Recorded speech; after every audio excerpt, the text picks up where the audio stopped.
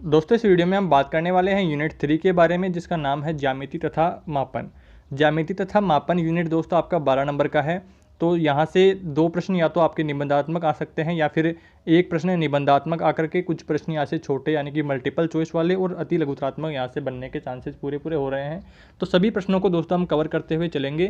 तो आइए पहला प्रश्न यहाँ पे देखते हैं। ज्यामिति तथा मापन यूनिट का पहला प्रश्न है, यहाँ पे इंपॉर्टेंट प्रश्न है पहला, ज्यामिति के इतिहास एवं प्रकृति को समझाइए। ज्यामिति का इतिहास क्या है और उसकी प्रकृति क्या है। तो शब्द ज्यामिति जो है यूनानी भाषा के शब्दों जियो तथा मैट्रिन से मिलकर बना है। पहले तो हम बात करेंगे कि शब्द जो है ज्यामिति किस प्रकार से बना है। तो यूनानी भाषा के जियो और मैट्रिन शब्दों से मिलकर बना है। जियो का तो अर्थ होता है पृथ्वी या भूमि और मैट्रिन का अर्थ होता है यहाँ पे मापना। तो इससे ऐसा प्रतीत होता है कि ज्यामिति का उद्गम जो है भूमि मापने की आवश्यकता के कारण से हुआ है। गणित की इस शाखा का अध्ययन जो है विभिन्न रूपों में प्रत्येक प्राचीन सभ्यताओं द्वारा किया गया, चाहे वह मिस्र हो, बेबीलोन हो, चीन हो, भारत हो, यूनान हो या इनकास इत्यादि हो। इन सभ्यताओं के लोगों को अनेक व्यावहारिक समस्याओं का सामना करना पड़ा, जिनमें ज्यामिति के विकास की विभिन्न प्रकार से आवश्यकता यहाँ पे पड़ी। आप यहाँ पे चित्र में देख रहे होंगे अर्ध पिरामिड बना हुआ है, आधा कटा हुआ, पूरा यहाँ पे ऐसे होता है। ये ऐसे आप यहाँ पे देख रहे होंगे चित्र में, इस तरह से पूरा यहाँ पे होता है, चोंच यहाँ पे निकली हुई होती। तो कटा हुआ पिरामिड आप यहाँ पे चित्र में देख रहे होंगे। तो उदाहरण के तौर पर जब भी नील नदी में बाढ़ आती थी तो विभिन्न भूमि स्वामियों के संलग्न खेतों के बीच, संलग्न खेत यानी कि जो आसपास जुड़े हुए आपस में जुड़े हुए जो खेत होते हैं, उनकी परिसीमाएं जो उनकी बाउंड्रीज होती हैं वो अपने साथ बहा ले जाती थी जो नील नदी में बाढ़ आती थी। इन बाढ़ों के बाद इन परिसीमाओं को दोबारा बनाया जाता था, पुनः बनाया जाता था। इस कार्य के लिए मिस्रवासियों ने सरल क्षेत्रफल परिकलित करने के साथ ही सरल रचनाएं करने के लिए अनेक ज्यामितीय तकनीकें और नियम विकसित किए। उन्होंने ज्यामिति के ज्ञान का उपयोग अन्न भंडारों के आयतन निकालने तथा नहरों और पिरामिडों के निर्माण करने में किया।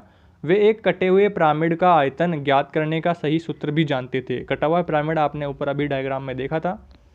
तो पिरामिड एक ऐसी ठोस आकृति होती है जिसका आधार एक त्रिभुज या वर्ग या कोई अन्य बहुभुज होता है और उसके पार्श्व फलक या ऊपर जो है साइड फेसेस या लेटरल फेसेस ऊपर एक ही बिंदु पर मिलने वाले होते हैं, यानी कि ऐसा त्रिभुजाकार होता है ऊपर से और नीचे से या तो बहुभुज होगा या फिर त्रिभुज या वर्ग या अन्य कोई बहुभुज यहाँ पे होगा। तो इस तरह से अगर पिरामिड की परिभाषा आपको पूछता है तो आप इसमें लिख सकते हैं आराम से। आप यहाँ पे थेल्स के बारे में हम जानेंगे और यूक्लिड के बारे में जानेंगे। तो एक यूनानी गणितज्ञ थेल्स को श्रेय जाता है कि उन्होंने सबसे पहले ज्ञात उत्पत्ति प्रदान की। गणित में ज्ञात उत्पत्ति सबसे पहले यूनानी गणितज्ञ थेल्स ने जो प्रदान की थी। यह उत्पत्ति इस कथन की थी कि वृत्त का व्यास जो है वृत्त को समद्विभाजित अर्थात 2 बराबर भागों में विभाजित करता है। वृत्त का व्यास यानी कि ये वृत्त है तो यहाँ पे इसका व्यास है, तो 2 समान भागों में वृत्त को बांटता है। आगे है थेल्स का एक सबसे प्रसिद्ध शिष्य पाइथागोरस था। पाइथागोरस और उनके साथियों ने अनेक ज्यामितीय गुणों की खोज की और ज्यामिति के सिद्धांतों का अत्यधिक विकास किया। यह प्रक्रिया जो है 300 ईसा पूर्व तक जारी रही। इसी समय मिस्र ने अलेक्जेंड्रिया के एक गणित के शिक्षक यूक्लिड ने इस समय तक ज्ञात गणित के सभी ज्ञान को एकत्रित किया और एलिमेंट्स नामक अपने प्रसिद्ध ग्रंथ के रूप में उसे व्यवस्थित किया। उन्होंने एलिमेंट्स को 13 अध्यायों में विभाजित कर दिया, जिसमें से प्रत्येक को एक पुस्तिका माना गया। इन पुस्तिकाओं में समस्त विश्व की ज्यामिति संबंधी समझ को आने वाली पीढ़ियों तक प्रभावित किया। अगला इंपॉर्टेंट क्वेश्चन है यहाँ पे क्वेश्चन नंबर 2, वैन हिले का सिद्धांत क्या है। इसके ज्यामितीय चिंतन के सभी स्तरों की उदाहरण सहित आपको विस्तारपूर्वक व्याख्या करनी है। DLED 2016 में क्वेश्चन आया हुआ है, वेरी इंपॉर्टेंट है। और अथवा में अगर बात करें तो क्वेश्चन इस प्रकार से भी आपको पूछ सकता है कि ज्यामितीय चिंतन के वैन हिले प्रतिरूप के 5 स्तरों की सविस्तार व्याख्या करनी है। कौन कौन से 5 स्तर हैं, तो उन सब के बारे में हमें इसमें लिखना है। तो आइए इसका राइट आंसर देखते हैं। ज्यामितीय चिंतन के वैन हिले प्रतिरूप की उत्पत्ति डीना वैन हाइल गेल्फडॉफ तथा उनके पति पियरे मारी वैन हिले के शोध कार्यों से हुई है जो उट्रेंच विश्वविद्यालय में साथ साथ पूरे हुए थे। जैसा कि अपने शोध प्रपत्र को पूरा करने के कुछ ही समय में डीना की मृत्यु हो गई थी, पियरे ने इस सिद्धांत का स्पष्टीकरण, सुधार तथा उन्नतीकरण किया। सिद्धांत को परिपक्व उन्होंने किया। प्रतिरूप में समझ के 5 स्तर सम्मिलित हैं। चिंतन की विशेषताओं का वर्णन करते हुए स्तरों को दृश्यांक, विश्लेषण, अनौपचारिक कटौती और औपचारिक कटौती तथा कठोरता नाम दिया गया। उचित निर्देशांक अनुभवों की सहायता द्वारा प्रतिरूप यह प्रदर्शित करता है कि अध्येता या सीखने वाला प्रारंभिक स्तर यानी कि दृश्यांकन, जहाँ स्थानों को सरल रूप से देखा जाता है, आकृतियों के गुणों की विशिष्ट रूप से पहचान नहीं की जाती है, वे प्रारंभ कर ऊपर बताए क्रमों से गुजरता हुआ उच्चतम स्तर यानी कि कठोरता, जिसका संबंध औपचारिक कटौती के स्पष्ट प्रभावों से है, तक गति करता है। कुछ ही विद्यार्थी बाद के स्तरों तक पहुंचने में सक्षम होते हैं, जिनका जो बुद्धि प्रखर होती है वही आगे के स्तरों में पहुंच सकते हैं। स्तरों का सार इस प्रकार है। आइए स्तर उनके देखते हैं। प्रतिरूप, द मॉडल वेन हिले के प्रतिरूप इस प्रकार से है। पहला है स्तर 0 लेवल से, तो आधारभूत स्तर है जो दृश्यांकन है। तो इसमें जानते हैं कि क्या क्या होता है। तो इस प्राथमिक स्तर पर स्थान के बारे में केवल विद्यार्थी केवल उतनी ही जानकारी रखते हैं जो उनके चारों ओर विद्यमान होता है। ज्यामितीय संकल्पनाओं को पूर्ण संरचना के रूप में देखा जाता है, न कि भागों या गुणों के रूप में। उदाहरण के तौर पर ज्यामितीय आकृतियाँ उनके पूर्ण आकार के रूप में पहचानी जाती है जो कि उनकी भौतिक उपस्थिति होती है, न कि उनके भाग या गुण। इस स्तर पर क्रियाशील एक व्यक्ति ज्यामितीय शब्दावली सीख सकता है, विशिष्ट आकृतियों को पहचान सकता है और एक आकृति दिए जाने पर उसे पुनः उत्पादित भी कर सकता है। उदाहरण के लिए आकृति 1.1 के चित्रों को दिए जाने पर इस स्तर पर एक विद्यार्थी यह पहचानने में सक्षम होगा कि ए में वर्ग है तथा बी में आयत है, क्योंकि ये पहले देखे गए वर्गों तथा आयतों के समान आकृति के हैं। इसके अलावा ये कागज दिए जाने पर विद्यार्थी आकृतियों की नकल भी कर सकता है।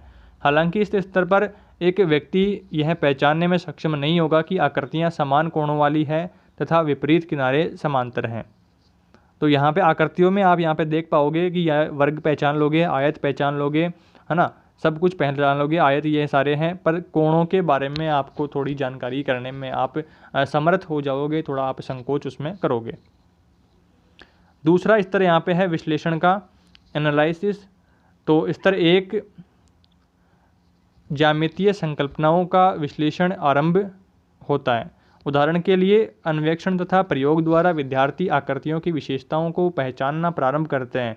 इसके बाद ये प्रारंभिक विशेषताएं आकृतियों के वर्गों की संकल्पनाएं करने में उपयोग की जाती है। इस प्रकार ये आकृतियां भागों के रूप में तथा उनके भागों के द्वारा पहचानी जाती हैं। समांतर चतुर्भुज का यह जाल एक जाल दिए जाने पर जैसे ही आकृतियों में दिया गया है, विद्यार्थी समान कोणों को रंगने के द्वारा यह स्थापित कर सकता है कि समांतर चतुर्भुज की विपरीत कोण समान होते हैं। ऐसे अनेक उदाहरणों का उपयोग करने के पश्चात विद्यार्थी समांतर चतुर्भुज की श्रेणी का सामान्यीकरण कर सकता है।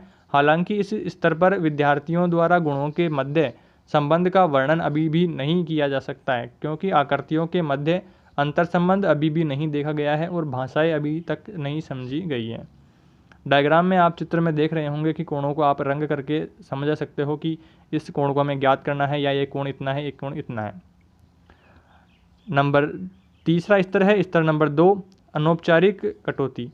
तो इस स्तर पर विद्यार्थियों आकृतियों के भीतर, उदाहरण के लिए चतुष्कोश में विपरीत किनारे समांतर होने पर विपरीत कोणों का समान निश्चित रूप से समान होना तथा आकृतियों में परस्पर एक वर्ग एक आयत होना, क्योंकि उनमें एक आयत के सभी गुण विद्यमान होते हैं, वर्ग में आयत के सभी गुण विद्यमान होते हैं, बस जो लंबाई चौड़ाई है वो भी बराबर होती है और जो ऊंचाई है वो भी बराबर होती है। दोनों तरह के गुणों के अंतर संबंधों की स्थापना कर सकता है। इस प्रकार के आकृतियों के गुणों में कटौती करके आकृतियों की श्रेणियों को पहचान सकते हैं। श्रेणी में समावेश को समझा जाता है, परिभाषाएं अर्थपूर्ण हो जाती हैं, अनौपचारिक तर्क दिए जाते हैं तथा उनका पालन भी किया जाता है। हालांकि इस स्तर पर विद्यार्थी पूर्ण रूप से कटौती की उपयोगिता या सिद्धांत की भूमिका को नहीं समझ सकता है। अनुभव से प्राप्त परिणाम अक्सर कटौती तकनीक के साथ संयोजन में उपयोग किए जाते हैं। औपचारिक प्रमाणों का पालन किया जा सकता है, लेकिन विद्यार्थी यह नहीं देखते हैं कि किस प्रकार तार्किक क्रम में संयोजन किया जा सकता है, और यह भी नहीं देखते कि किस तरह एक विभिन्न या अपरिचित आधार पर परिणाम की रचना को प्रारंभ किया जा सकता है। चौथा स्तर है स्तर नंबर 3, कटौती। तो इस स्तर पर एक सिद्धांतवादी प्रणाली के अंतर्गत ज्यामितीय सिद्धांत की स्थापना को कटौती की उपयोगिता के एक तरीके के रूप में समझा जाता है। अपरिभाषित शब्दावलियों, सिद्धांतों, तत्वों, परिभाषाओं, प्रमेयों तथा प्रमाणों की भूमिका तथा अंतर संबंधों को देखा जाता है। इस स्तर पर व्यक्ति प्रमाणों को केवल स्मरण ही नहीं करता बल्कि उनकी रचना भी करता है। एक से अधिक तरीकों से प्रमाणों के विकास की संभावना देखी जा सकती है। आवश्यक तथा पर्याप्त परिस्थितियों के अंतर संबंध को समझा भी जा सकता है। एक कथन तथा उसकी समझ के बीच अंतर भी किया जा सकता है। पांचवा स्तर आ जाता है यहाँ पे स्तर 4, कठोरता। इस स्तर पर सीखने वाला विभिन्न तरीकों से सिद्धांत प्रणालियों में कार्य कर सकता है, जैसे गैर यूक्लिड ज्यामितियों का अध्ययन कर सकता है तथा विभिन्न प्रणालियों में तुलना भी कर सकता है। ज्यामिति सार के रूप में देखी जा सकती है। यह स्तर मौलिक कार्यों में सबसे कम विकसित है तथा शोधकर्ताओं ने इस पर कम ध्यान दिया है। PM वैन हाइल ने स्वीकार किया कि विशिष्ट रूप से उनकी प्रथम 3 स्तरों में विशेष रुचि है, जैसा कि उच्च विद्यालयों में अधिकांश में ज्यामितीय पाठ्यक्रम स्तर 3 पर पढ़ाए जाते हैं। यह आश्चर्यजनक नहीं है कि ज़्यादातर शोध निम्न स्तरों पर ही संकेंद्रित थी। शायद इसलिए वैन हाइल प्रतिरूप अन्य क्षेत्रों तक भी विस्तारित हुआ, और हॉलैंड में यह अर्थशास्त्र तथा रसायन शास्त्र में भी लागू किया जा रहा है। यह अंतिम स्तर की सबसे अधिक प्रसिद्धि प्राप्त करेगा। अगला इंपॉर्टेंट प्रश्न यहाँ पे आ जाता है कि त्रिभुज की सर्वांग क्षमता के लिए कोई 2 प्रमेय सिद्ध कीजिए। तो पहले तो हम बात करेंगे कि सर्वांग क्षमता होती क्या है, तो और फिर बाद में हम 2 प्रमेय यहाँ पे लेंगे और उनको सिद्ध करेंगे। तो पहली बात करते हैं सर्वांग क्षमता। तो जब एक आकृति को उठाकर दूसरी आकृति पर रखा जाता है तो वे एक दूसरे को पूर्ण रूपेण ढक लें, तो ऐसी आकृतियाँ सर्वांगक्षम कहलाती हैं। जैसे एक त्रिभुज हम यहाँ पे ले लिया और दूसरा त्रिभुज अगर हमारे पास है यहाँ पे, तो इसको अगर इसके ऊपर रखेंगे तो दूसरा त्रिभुज नहीं दिखना चाहिए, वो एक ही लगना चाहिए, यानी कि एक त्रिभुज दूसरे त्रिभुज को पूर्ण रूपेण ढक ले, तो ऐसी आकृतियाँ सर्वांगक्षम कहलाती हैं और इस गुण को सर्वांगक्षमता कहा जाता है। सर्वांगक्षमता का चिन्ह माइनस द्वारा प्रदर्शित करते हैं। प्रमेय अब देख लेते हैं। पहली प्रमेय, सिद्ध करो कि यदि एक त्रिभुज की 2 भुजाएं तथा उनके बीच का कोण दूसरे त्रिभुज की 2 संगत भुजाओं तथा उनके बीच के कोण के बराबर होता है तो त्रिभुज सर्वांगक्षम होते हैं। एक त्रिभुज की जो 2 भुजाएं हैं उनके बीच का कोण तथा दूसरे त्रिभुज की 2 संगत भुजाओं तथा उनके बीच के कोण बराबर होते हैं। तो इसका हल हम देख लेते हैं। त्रिभुज एबेस और त्रिभुज कै ख ग में एबेस तथा एबेस क्रमशः कोण एबेस कै ख ग और कोण कै ख ग के बराबर हैं। कोण ख ग आपको इससे समझ नहीं आ रहा होगा, आप यहाँ पे डायग्राम में देख रहे होंगे कि ये कोण और ये कोण आप देख रहे होंगे, तीनों कोण हैं, इनके तीनों के बराबर हैं। और यहाँ पर आप इस डायग्राम में देख पा रहे होंगे कि ये दोनों एक दूसरे के प्रतिरूप के रूप में आपको सामने आ रहे होंगे कि ये त्रिभुज यहाँ है और ये त्रिभुज यहाँ है, उल्टा आ गए हैं यहाँ पे। तो इस प्रकार से ये सारे कोण जो हैं आपस में बराबर हैं और अतः रेखाखंड वैसे अव्यय का समद्विभाजक है। अर्थात रेखाखंड वैसे जो वैसे है, यानी कि ये बै और ये वाले है, रेखाखंड जो वैसे है वो सममितीय अक्ष है जिसमें त्रिभुज ये वैसे, त्रिभुज ये वैसे कौन सा, ये वाला, ये वैसे, ये वैसे त्रिभुज ये वाला है और त्रिभुज एबैसे का प्रतिबिंब है, यानी कि इस त्रिभुज का प्रतिबिंब है। जैसा कि मैंने आपको अभी बताया कि ये और ये त्रिभुज हैं, दोनों आपस में जो विपरीत दिशा में यहाँ पे लगाए गए हैं। तो चूँकि त्रिभुज एबैसे तथा कै ख ग एक ही त्रिभुज की विभिन्न भिन्न स्थितियाँ हैं, अतः त्रिभुज एबैसे और त्रिभुज कै ख ग सर्वांगक्षम यहाँ पे होंगे, क्योंकि दोनों की जो प्रतिरूप के रूप में सामने आ रहे हैं तो दोनों सर्वांगक्षम यहाँ पे होंगे। अब दूसरा हम प्रमेय ले लेते हैं कि सिद्ध करो कि 2 समकोण त्रिभुजों में, समकोण त्रिभुज जिसमें एक कोण 90 डिग्री का होता है, त्रिभुजों में कर्ण तथा एक अन्य भुजा बराबर हो तो त्रिभुज सर्वांगक्षम होते हैं, ऐसा हमें सिद्ध करना है। तो समकोण त्रिभुज एबैसे तथा त्रिभुज कै ख ग में एबे बराबर कै ख, तो त्रिभुज एबे से यहाँ पे देख रहे होंगे, क ख ग देख रहे होंगे, तो एबे और क ख ये दो भुजाएं जो हैं ये बराबर होंगी, और क ख यानी कि एबे और क ख यहाँ पे बराबर हो गई। और नई स्थिति में आप यहाँ पे देख रहे होंगे बिंदु ए पर तथा बिंदु ख बिंदु बी पर आएगा, बिंदु ख तो बी ब पर आ जाएगा यहाँ पे, और ए बिंदु है जो क पर आ जाएगा, यानी कि इसको विपरीत दिशा में यहाँ पे आ जाएगा, तो यहाँ पे ऐसे जुड़ जाएगा, और यहाँ पे पलट देंगे तो बिल्कुल आकृतियाँ एक दूसरे को पूर्ण रूपेण यहाँ पे ढक लेंगी। तो इस प्रकार त्रिभुज एबे ग त्रिभुज क ख ग की नई स्थिति है। त्रिभुज एबे से तथा त्रिभुज एबे ग दोनों ही समकोण है, अतः भुजा ब से तथा भुजा ब ग एक ही सरल रेखा में यहाँ पे होने वाली है। ब से और ख ग एक ही दिशा में हो जाएगी। इस प्रकार रेखाखंड एबे रेखाखंड से ग पर लंबवत होगा, अर्थात समद्विबाहु त्रिभुज ऐसे ग में बिंदु एबे भुजा से ग पर लंब है। लंब कौन सी है, यहाँ पे आप देख रहे होंगे 90 डिग्री का कोण है, भुजा जो एबे है ये लंब है से ब पर। तो इसे आप अगर इंग्लिश में ABC ऐसा कुछ लिखेंगे, ABC और XYZ लिखेंगे तो आपको यहाँ पे आसानी से समझ में आएगा, क्योंकि हिंदी में यहाँ पे लिखा हुआ है तो आपको थोड़ा सा ऐसे डिफ़िकल्ट यहाँ पे लग रहा होगा, बट बिल्कुल भी डिफ़िकल्ट नहीं है। पिछली जो कक्षाएं थी हमारी 10th-12th में, हमने जो वो किया था रेखाखंड पर कच्चा चित्र बना करके जो सर्वांगसम उन्हें सिद्ध किया था, उसी प्रकार से सेम प्रोसेस सारी वही है। XYZ त्रिभुज एक ले लेते हैं और ABC त्रिभुज एक ले लेते हैं, और दोनों को सर्वांगसम सिद्ध करना होता है, तो वो वही सारे नियम यहाँ पे लग रहे हैं। बस यहाँ पे जो हिंदी में ये लिखा हुआ है क ख ब एबे से, तो उनमें आपको काफ़ी डिफ़िकल्टी का महसूस हो रही होगी, बट ऐसा इसमें ऐसा कुछ है नहीं। तो अतः यहाँ पे त्रिभुज एबे से बराबर त्रिभुज एबे ग, अतः त्रिभुज एबे ग तथा त्रिभुज क ख ग एक ही हैं, इसलिए त्रिभुज एबे से बराबर क ख ग, क्योंकि एक ही है, क्योंकि यहाँ पे देखिए दोनों में यहाँ पे देखिए 90 डिग्री कोण है, यहाँ पे ये दोनों भुजाएं बराबर है, ये दोनों भुजाएं भी यहाँ पे बराबर है, और दोनों 90 डिग्री कोण बना रहे हैं, दोनों की लंबाइयाँ सेम हैं। लंबाइयाँ सेम कैसे नापेंगे, इसको इसके ऊपर रखेंगे तो दोनों अगर एक दूसरे को पूर्ण रूपेण यहाँ पे ढक रही हैं तो पूर्ण रूपेण ढक लेंगे, तो यानी कि दोनों आकृतियाँ सेम है, यानी कि ए ब से और क ख ग दोनों बराबर हैं। बस यही आपको यहाँ पे सिद्ध करना है। दोनों प्रमेय हमने सिद्ध कर ली है। अब बात करते हैं अगले इंपॉर्टेंट क्वेश्चन की कि सम्मिति से क्या अभिप्राय है। अथवा में हम यहाँ पे देख लेते हैं कि अथवा में आपके प्रश्न आ सकता है कि सममिति बिंदु एवं रेखीय सममिति से क्या अभिप्राय है, विभिन्न ज्यामितीय आकृतियों के उदाहरण देकर स्पष्ट आपको करना है। DLED 2016 में भी क्वेश्चन आया हुआ है, वेरी इंपॉर्टेंट क्वेश्चन है। तो पहले हम बात करते हैं कि सममिति और असममिति आकृतियाँ कौन सी होती है। तो हम देखते हैं कि दर्पण में P की आकृति क्यों के रूप में दिखाई देती है। दर्पण में हमें जो सामने होता है वो उल्टा दिखता है। हम खुद अगर दर्पण के सामने खड़े होते हैं तो हमारी बाईं साइड दाईं तरफ दिखती है और दाईं तरफ है जो बाईं तरफ दिखती है। तो परंतु वह आकृति दर्पण के सामने दोनों ओर एक जैसी होती है। नीचे दिए गए चित्रों को देखिए। यहाँ पे आप चित्र देख रहे होंगे, दर्पण के सामने इधर रखेंगे उधर रखेंगे सेम आपको दिखेगी। चित्र एक, गमले में दी गई आकृति, गमले की आकृति दी गई है। इस आकृति के बीचों बीच एक रेखा खींच दी गई है। यह सरल रेखा आकृति को दो भागों में बांटती है। यदि सरल रेखा के दोनों ओर से देखें तो आकृति के दोनों भाग एक जैसे दिखाई देते हैं, अर्थात यह आकृति रेखा के दोनों ओर एक जैसी बनी हुई है। ऐसी आकृति को सममिति आकृति कहा जाता है। वह आकृति जो चारों तरफ से एक समान हो, यानी कि उसे प्रतिबिंब या बिंब में भी हम उसे देखते हैं तो उसमें कोई भी फ़र्क नहीं आता है, उसकी दिशा चेंज नहीं होती, उसके जो चीज़ें हैं यानी कि कोण वगैरह कुछ बने हुए हैं तो उनमें भी कोई फ़र्क हमें नहीं देखने मिलता, यानी कि हूबहू जो है दर्पण में भी सेम टू सेम वहाँ पे दिखती है। तो उन आकृतियों को सममिति आकृति कहा जाता है।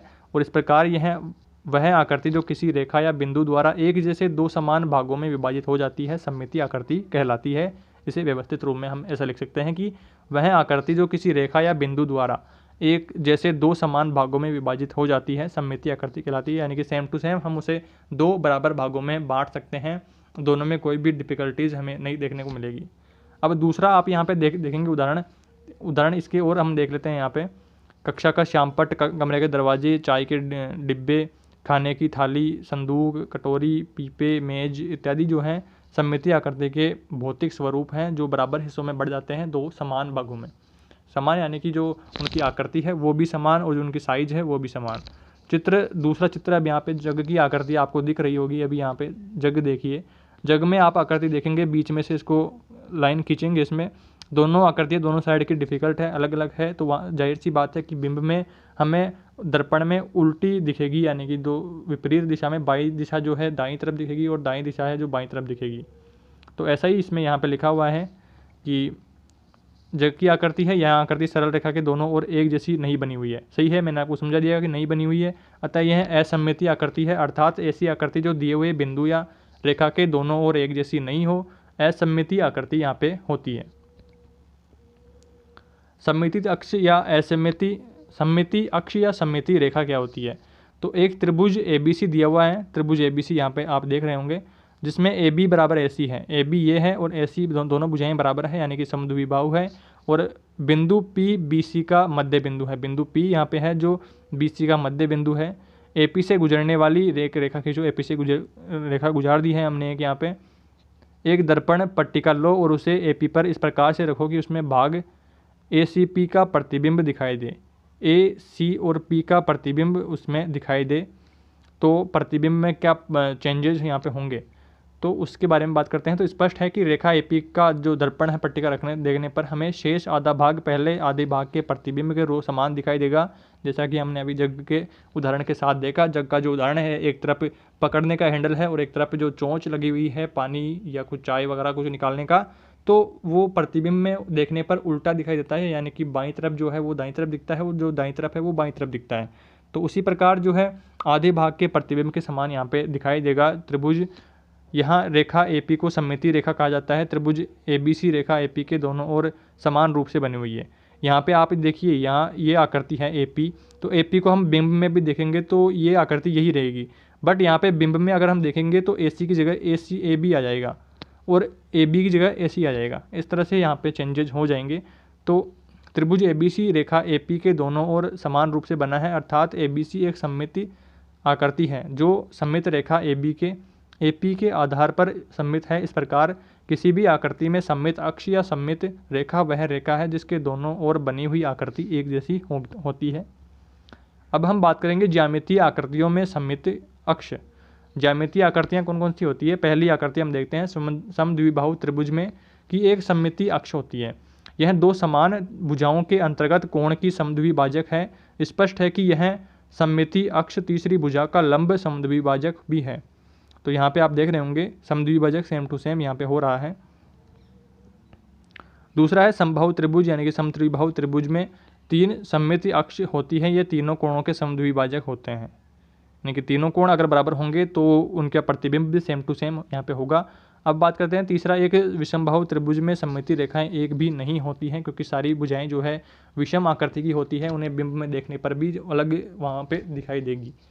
चौथा है आयताकार आकृति में दो सममित रेखाएं या अक्ष होते हैं। ये सम्मुख भुजाओं के मध्य बिंदुओं को जोड़ने वाली दोनों रेखाएं हैं। यहाँ पे आप ये देख रहे होंगे, तो दो कोण तो हमें यहाँ पे सेम दिखेंगी, दो भुजाएं तो, और बाकी के में डिफरेंस हमें यहाँ पे देखने को मिलेगा। पाँचवें नंबर पर है वर्ग में चार सममितीय अक्ष होते हैं। ये सम्मुख भुजाओं के मध्य बिंदुओं को जोड़ने वाली रेखाएं व दोनों विकर्ण होते हैं। बिंब में अगर इनमें देखेंगे तो सब कुछ हूबहू लगेगा, कोई भी यहाँ पे चेंजेस हमें देखने को नहीं मिलेंगे। छठा जो है, एक समषड्भुज में 6 सममितीय अक्ष होते हैं। तो 6 सममितीय अक्ष यहाँ पे देख रहे होंगे आप, 6 यहाँ पे कोण होते हैं। छठा 7वां नंबर पे है, यहाँ पे किसी वृत्त का व्यास जो है उसका सममितीय अक्ष होता है। हम जानते हैं कि एक वृत्त के अनंत व्यास खींचे जा सकते हैं, क्योंकि प्रत्येक व्यास उसका सममितीय अक्ष होता है, अतः वृत्त के अनंत सममितीय अक्ष होंगे। तो वृत्त का सममितीय अक्ष अनंत हो जाएंगे, क्योंकि वृत्त को कहीं से भी किसी भी एंगल से हम देखते हैं तो सेम टू सेम लगता है, कोई भी जो डिफरेंस है वो वहाँ पे नहीं दिखाई देता। अगला इंपॉर्टेंट क्वेश्चन हम यहाँ पे देख लेते हैं कि एक ठोस बेलन की त्रिज्या दी हुई है 10 सेंटीमीटर और ऊंचाई दी हुई है 14 सेंटीमीटर। बेलन आप जानते हैं, ऐसे बेलन, तो यहाँ पे ये बेलन होगा आपके पास। तो इसकी जो त्रिज्या है यानी कि बीच की दूरी वो 10 सेंटीमीटर है और ऊंचाई जो है 14 सेंटीमीटर। तो बेलन का वक्र पृष्ठ का क्षेत्रफल तथा संपूर्ण पृष्ठीय क्षेत्रफल आपको यहाँ पे ज्ञात करना है। पहले हम लिखेंगे सिस्टमेटिक तरीके से, तो पहले लिखेंगे बेलन की त्रिज्या क्या होती है। तो r बराबर 10 सेंटीमीटर दिया हुआ है बेलन की त्रिज्या, और ऊंचाई यहाँ पे h बराबर 14 सेंटीमीटर दी हुई है। अब बात कर लेते हैं बेलन के वक्र पृष्ठ का क्षेत्रफल के फॉर्मूले की। तो वक्र पृष्ठ का फॉर्मूला होता है वक्र पृष्ठ के क्षेत्रफल का 2πrh। तो 2πrh यहाँ पे लगा देंगे फॉर्मूला, तो 2 का यहाँ पे 2 कर देंगे और पाई का मान होता है 22/7। और आर यहाँ पे त्रिज्या 10 सेंटीमीटर दी हुई है और एच यानी कि ऊंचाई 14 सेंटीमीटर है। सीधा हम यहाँ पे इनको मल्टीप्लाई सोल्व करेंगे तो 880 वर्ग सेंटीमीटर यहाँ पे आंसर इसका आ जाएगा। अब बात कर लेते हैं दोनों वर्ताकार क्षेत्रों भागों का क्षेत्रफल। तो वर्ताकार भाग के क्षेत्रफल के लिए वर्त का क्षेत्रफल ज्ञात का फॉर्मूला लगाएंगे। तो वर्त का जो क्षेत्रफल का फॉर्मूला होता है 2πr²।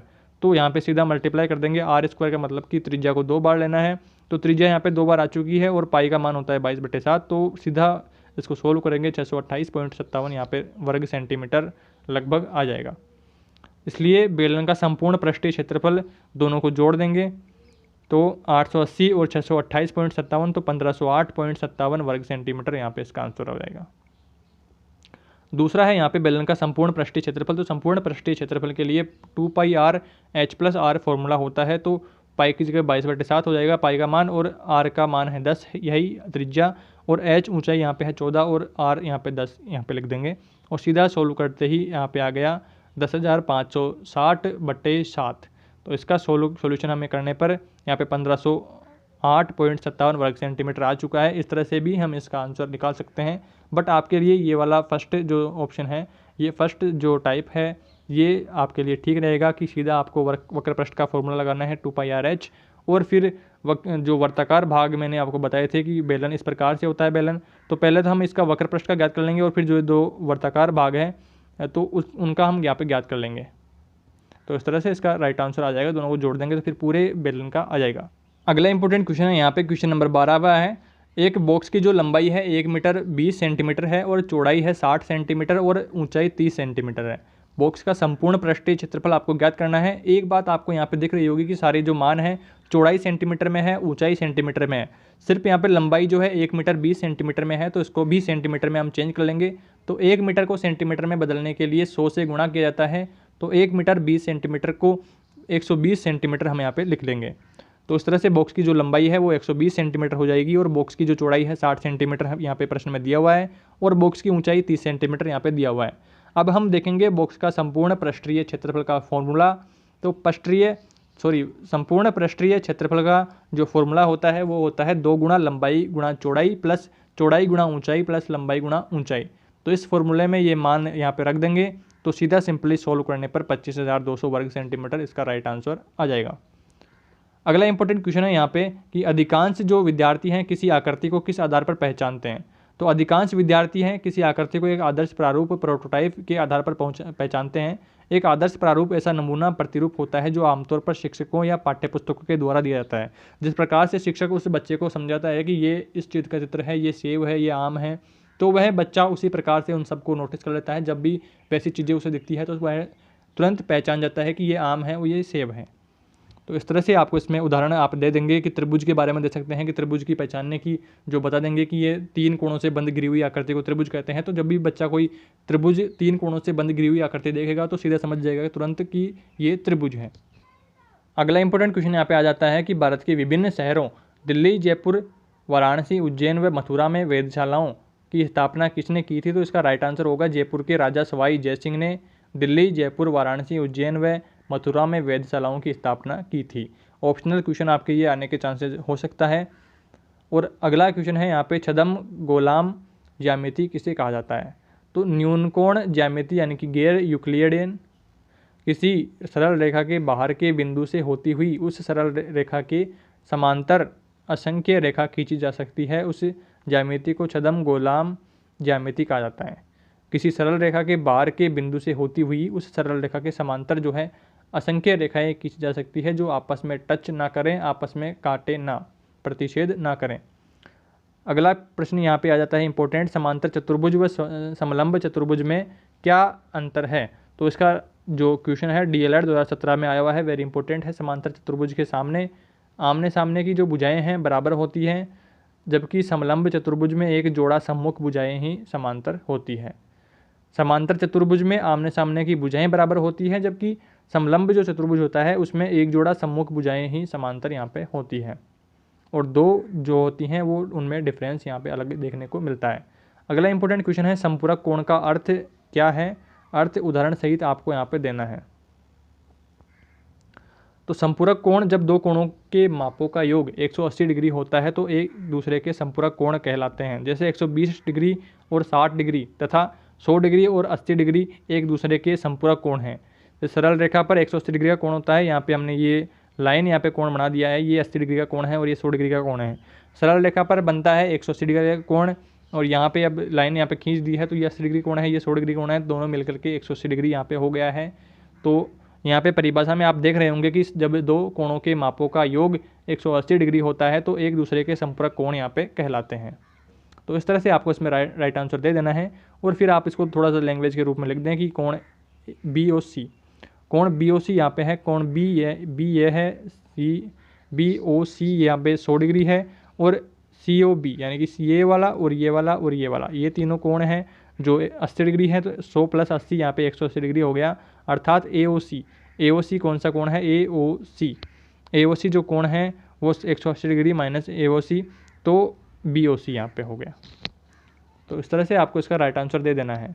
अगला इंपॉर्टेंट क्वेश्चन आप यहाँ पे देख रहे होंगे कि ऐसा कोण ज्ञात कीजिए जो अपने पूरक के समान हो, जो अपने पूरक कोण के समान हो। तो माना ऐसा कोण x है जिसका पूरक कोण भी x है। प्रश्नानुसार जो पूरक कोण होता है 90 डिग्री का होता है, तो x + x बराबर 90 डिग्री हो गया और 2x बराबर 90 डिग्री। तो x बराबर यहाँ पे 90/2 डिग्री हो जाएगा, तो यहाँ पे हो जाएगा 45 डिग्री, इसका राइट आंसर आ जाएगा।